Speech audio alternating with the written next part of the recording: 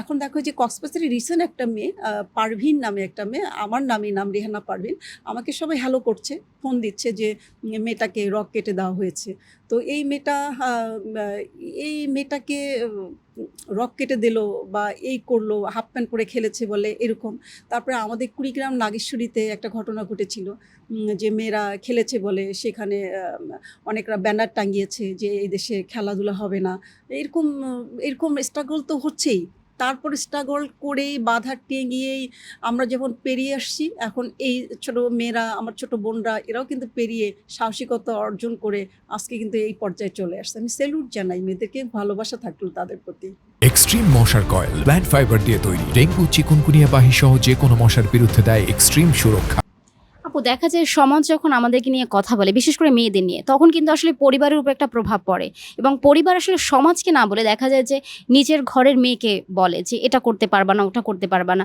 সেক্ষেত্রে আপনি যেহেতু প্রথম দিককার ছিলেন, আপনার আসলে পরিবার থেকে কোনো বাধা এসেছিল কিনা বা পরিবার থেকে আসলে কতটা সাপোর্ট পেয়েছেন? না, আমি আমি আমার পরিবার থেকে আমি সাপোর্ট পেয়েছি, এটা সত্য। কিন্তু সেই আমলে কিন্তু আমি মানে সামাজিকতা থেকে আমি সাপোর্ট পাইনি। সামাজিকতা থেকে অনেক আমার বাধা ছিল।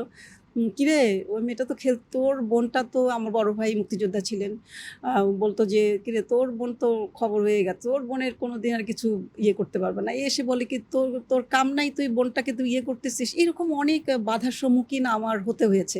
তো আমি সেগুলো তোয়াক্কা করিনি। আমি কিন্তু তোয়াক্কা করে তো আমার আর পিছনে ফিরে তাকানো যাবে না, সে এই জিনিসগুলো।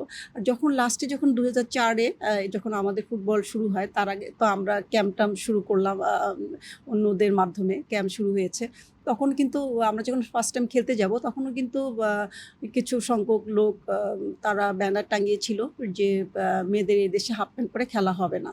সেখানেও কিন্তু আমরা ওভারকাম করে আমরা মাঠে খেলেছি।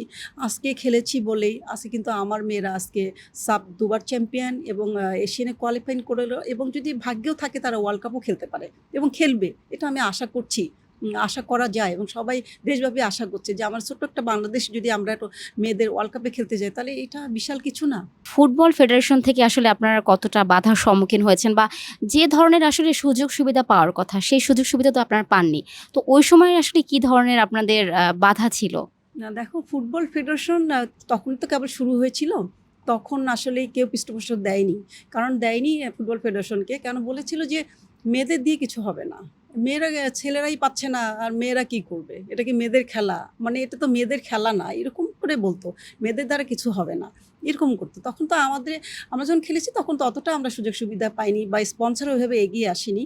কিন্তু পরবর্তীতে যখন কষ্ট করে আজকে কষ্ট করে মনে করেন এই টিমটা যখন দাঁড়ালো, বছরের পর বছর তারা ক্যাম্পে রেখেছে বিদেশি কোচ দিয়ে, করার পর খুব কষ্ট, এই মেয়েগুলো বাবা মা ভাই বোন ছেড়ে একত্রিত থেকে এই যে কষ্ট করেছে, করে করে আজকে যে এই জায়গায় আসছে, এটা তো অনেক পাওয়া। আমরা পাইনি তাতে তো কোনো বাধা নেই, কিন্তু আজকে ছোট বোনরা আজকে অনেক কিছু পাচ্ছে, আজকে অনেক কিছু ভালো করছে, এটাই তো বেটার।